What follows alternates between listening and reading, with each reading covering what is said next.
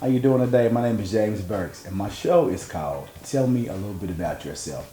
Big shout out to Burks and Brown at the Therapy Room, as we are going to be combining different things within this show. The purpose of this show is to talk to various different people in our community and explore some of the things they have done and they are doing as far as mental health, because mental health is wealth. And we want to connect all these journeys together so everybody can know about it. And on Tell Me About Yourself.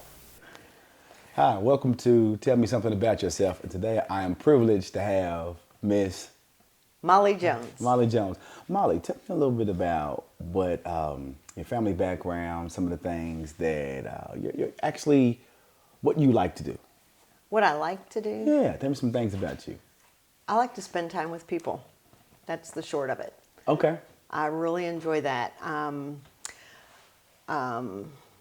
That's really what everything I do is kind of centered around entertaining, bringing people together, conversation, Okay. that kind of thing. I'll do a little bit of gardening. That's about the only thing I do by myself. As you see, I'm into gardening as well. I love it. I love it. So tell me a little bit about your family background. Okay, my family background. So my mom is first generation. Her parents are from Ireland. Okay. My dad is second generation with his parents from Italy. And they were born and raised in New York City. They got married and left. Okay. My dad, they were not staying in New York City. So my dad joined the Navy back then. You know, you had to serve. And so with that, they traveled around. And I am one of 6 children. Wow, okay. So 2 older boys than me, and then 2 younger sisters and a younger brother. Okay. And I was born out in California, but we didn't live there long. From there, moved to Florida, Gainesville, Florida.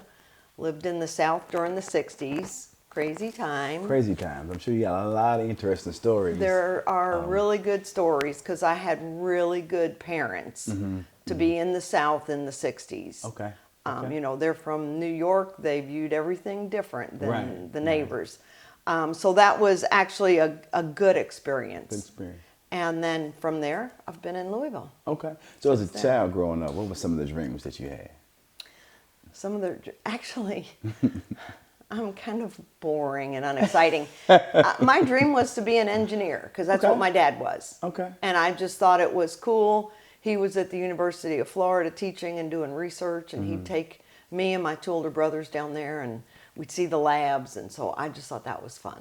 So transition now. You do a lot of different things in the community. Tell us a little bit about the transition, what you do now, your benefit to the community, because you guys have been doing a lot of great things within the community for a long time.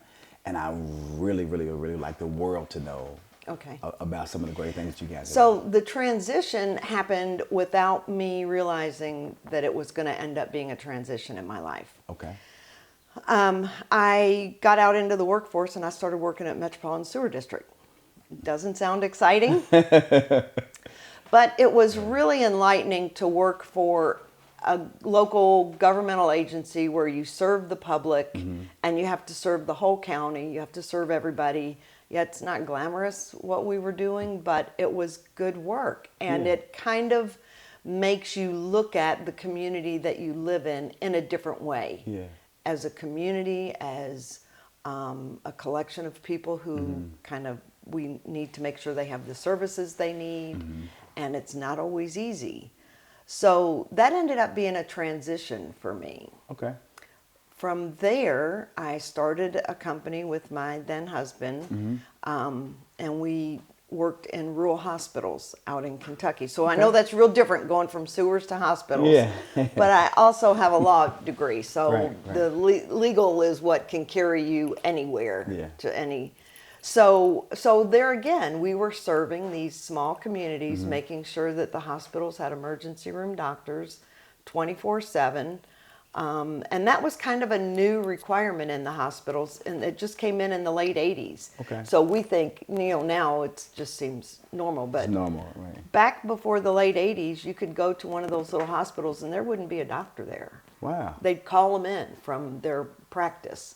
So you lost time, which means you lost lives. So it's the federal EMTALA law that changed that. So we started serving those rural hospitals, and again, serving the community, understanding what the people need, making sure the needs are met. It was really good. It sounds like you've been into saving lives for a long period of time. Transitioning to saving lives, doing things, MSD, making sure everything is clean, the water is clean, making sure that doctors are in the hospital so that people can have care. And so let's transition to today. Today. What you do today. So then today, what happened in December of 2016 is I lost one of my sons. Okay. I have 4 boys and 1 daughter. Okay. And I lost one of my sons to mental illness. He Okay. died by suicide. And immediately his brothers and his sister just knew we had to do something because he was such a great guy. Pete Jones. Peter Joseph Jones is the full name, but Pete works. And they thought, if we're losing people like Pete, we're losing great people. And I mean, my children immediately understood this wasn't just something that happened to them. Right. It's happening, and we've It's got to happened stop to the it. world. Yes, yeah. ma'am. So we started the Pete Foundation with the purpose of raising awareness about adolescent mental health, because that's the other thing that struck us, was that it's not like suicide. If Right. you're trying to prevent suicide, if that's your focus, you're way behind. You're going to miss the boat. You're missing You're it. going to miss the boat. Whereas if you step back and try to work on mental health and mental wellness at an early age, we say adolescence, that's our focus, but you can start much earlier than that. One of the things that I've noticed, especially in young men, that anger is depression that's masked. Yes. And so a lot of times he's just an angry kid, he's just an angry person, but really underneath there's so many different things. There is an artist who, and if I could find that nice piece of art, who does this thing called the iceberg, and it shows that 10% of the emotion is you see on top, but the other 90%, is at the bottom. Yeah. And there's so many different things that we just don't see as people, and even as parents sometimes. Applaud JCPS for doing this thing called the best screening, because I saw something with my son. I was like, oh wow, well, I thought I knew, but I didn't know. So Yeah. that was. And so with Pete, he had a lot of empathy for people. Yeah. Just amazing. Cared about him a lot, and people knew it. When he entered a room, everyone was happy that he was there, Right. because they knew he cared, and he was going to be fun and funny, Okay. and he was going to be helpful. It was just going to be all good.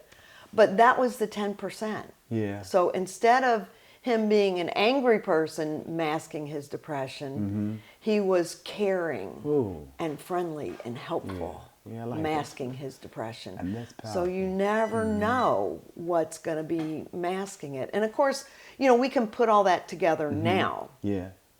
At the time, I didn't think, Pete's kindness is because he's suffering inside, Yeah. and he didn't want other people to suffer, is really what it was. And what I like to say, the loss that you guys have for Pete has saved so many.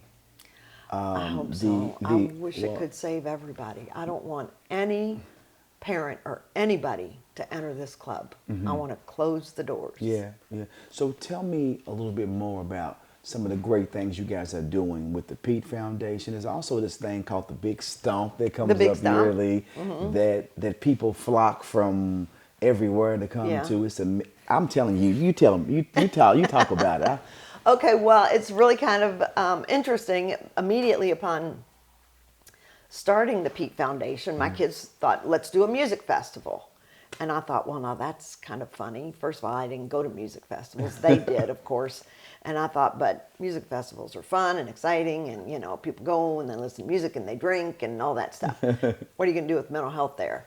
But they said, no, it will work. And they were right. So 9 months later, we held our first music festival, and we've had a music festival every year ever since. It's called the Big Stomp. Originally, it was called Pete Fest, and it was renamed in 2022. And it's really great. Like you say, we're out on a beautiful 90-acre nature preserve, so it's a beautiful, calming setting to be in. We have 3 stages. We've got EDM music, you know, your regular indie rock, some soul, some jam band music. And then we have a little singer-songwriter stage. We've got food trucks, vendors, and a lot of mental health activations. Yes, a lot of mental health activations Yeah. that I find that when I went the first time, it was like mind blowing. Because I'd never seen anything like it before. Right. It's you know, you see people selling things, but these people aren't selling things. These people are just providing mental health Giving information. information. And that's one of the most powerful things out here in the world, is to give that information. Right. To let everybody see, you know what, there's more than a broken ankle to get fixed. Sometimes our Yes. mind needs to be tooled, and we need to address Right. so many different things. Right. So tell me more, because you got so And much we going try on. to make the mental health information and the activations interactive. So it's not just coming up to a table and getting a pamphlet. It's actually doing some sand therapy, talking to a therapist. So we've got equine therapy out there. It's yeah. actually learning what that's all about and how it works. So we're real excited about that, and we're always looking for more ideas. It's kind of different. I mean, we are paving the way on that concept of an interactive introduction to mental components of mental health care. So we're having to kind of figure them out and develop them as we go. Okay. But it is fun. It is fun, and everybody loves it. So you guys have a big event coming up on April the 30th. Yeah. Well, we have a big event Yes. coming up on April the 30th. Could you tell Yeah. us? So that is called Pickleball for Pete's Sake. Okay. And so we're making it a corporate competition. So it is Louisville's first corporate pickleball competition. And what we want is for the corporations to put a team in, and then through their platform, raise awareness about mental health and raise funds for the work that we do. And this one, we're really excited about our little tagline for it. So the event is called Pickleball for Pete's Sake. Okay. We had to use Pete for Pete's sake somewhere in what we do. Right. But our tagline is Smash Past the Stigma. Oh, nice. So smash is a pickleball term where you just like obliterate your opponent. You know, you just knock the ball over the net and they can't get it. Well, we want to smash past the stigma and start raising the call to address all the ill effects from the stigma that has lasted so long. Lack of understanding. What you were just talking about, the 10% and the 90%. We don't know that. We Right, don't think that way about, our children. Right. So knowledge about mental health, just the idea of getting regular screenings would be very helpful. Right now, that seems like a crazy thing to do. But if you're going to go to the dentist twice a year, maybe you should get a screening once a year. Right. The VA is really good at that, a screening every year for their members. So there's that, obviously, increased research and increased access to mental health. And in the healthcare, so I told you I've worked in these hospital settings, so I'm pretty familiar with protocols and so on in hospitals, at least some of them or a lot of them. We don't have that for mental health. We don't have a setup. Like if you come in with a cardiac issue, it's like boom, boom, boom. These are the things that do, and then there's the if-thans that come off that. We don't have that for mental health. Right. We don't. You come in, maybe you get admitted for a 72-hour stay or 72-hour something. bed hole or something like that. Yeah. They discharge you afterwards, and they give you a list of therapists or psychiatrists you can call. And that's it. Now you'll start calling down that list, and they'll be booked for months out. You just went in with a life-threatening condition. Right. Just like a cardiac issue. Right. But you get a piece of paper with a list of providers that aren't going to be available. Cardiac, they're going to set you up for a stress test. They might set you up for home health. They're going to set you up for procedures. Kind of veering off, but into a lot of providers are like booked all the way from the top to the bottom. Right. But why do you think that might be? Well, I think we have a problem with our pay scales. Okay. We need to be compensating those providers. The neat thing about mental health as opposed to other areas of healthcare is, you don't have to go to medical school to provide mental health care. Right. So we can be encouraging a lot more people to go into that field. Okay. And we need to be doing that. Well, how do you do that? There needs to be a good income. Yeah, equitable. It's got to be equitable. It's got to make sense for people. Yeah, it's got to make sense. Yeah. So we need to fix that model. That's big. The nation has to do that. Yeah. We need to create a national push around mental health care to fix it, top to bottom, right to left side. And this could be the show that someone clicks on and they say, "Wow, they said something that resonated in my ears to make me believe." To make me believe. We've got to get that comprehensive approach. And if you look back at other areas where we used to have and still do have poor outcomes, deaths, when we put a comprehensive approach together, we change the rate of death from that outcome. You can look at cardiac, motor vehicle accidents, cancers, breast cancer, colon cancer. You can look at so many of them. Okay. And we make big changes. Childhood cancers, a lot of work there. Yeah. And it's good work, and we need to keep doing that, but we need to say, hey, mental health care, you're coming under this umbrella where we're making a big push and really going to make changes. Now, we've talked about all these great things that you're doing, right? And you kind of slid past what about yourself. This is what you do. These are all the things you do. What do you do for fun? We got to find an activity. Do you play tic-tac-toe or line dance? What do you do for fun? I just being with people. Really, Okay. that is my fun. I do Wordle every day. Wordle. Does Wordle. that count? Wordle counts. For fun? Wordle counts. Wordle counts. But I want to tell you, when I'm looking to kick back and do something for fun, it's not a set thing. Got you. I Got you. don't sit down and do needlepoint. I don't go play even pickleball. Pickleball. I look to spend time with somebody. Awesome. And who knows what we might do. We might just sit and chat. We might go look. I've got some girlfriends. We have a great time just going and exploring cemeteries. Okay. Okay. You know, or we'll... Do you guys do any etching at all? Like etch No, the, I haven't okay. done that. All right, I haven't all done that. You know, I do like to travel. So the same set of girlfriends, we took a trip out west. Okay. So, you know, I'm driving to Little Rock today, so I don't mind that. I like to travel. Tell us why you're driving Little Rock. I'm dropping off a little puppy to my son. He's coming up from El Paso. We're going to meet in Little Rock. He got most of the trip. Yeah. I just have a little part.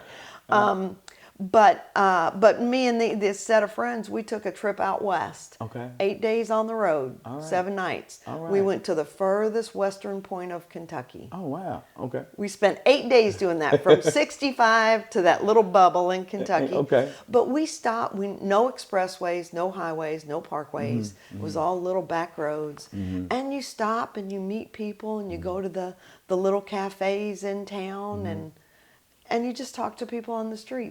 That's what I like to do. Okay. Sometimes that connection or just having that group of people, your people, you know, to help you with your help you with your own mental wellness. And I think It's important. I think it's very important. So as you talk about yourself and all the great things you do, I tell people all the time, don't overlook yourself. And it sounds like you have some good self-care and some good things that you do for yourself. Because so many times as professionals and providers, we don't take care of ourselves. Right.